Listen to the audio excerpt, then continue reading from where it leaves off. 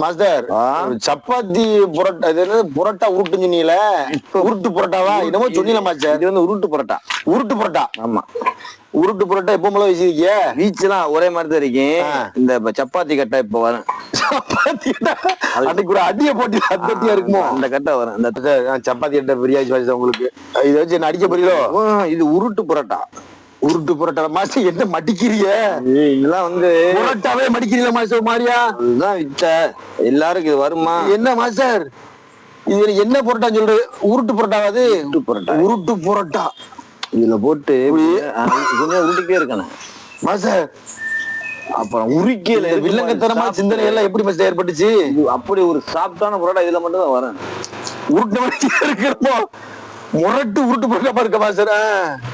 முடியுமா இப்படி ஒரு புரோட்டா எல்லாம் முடியுமா? அந்த பாத்து உலகமே காணாத புரோட்டா மாஸ்டர்.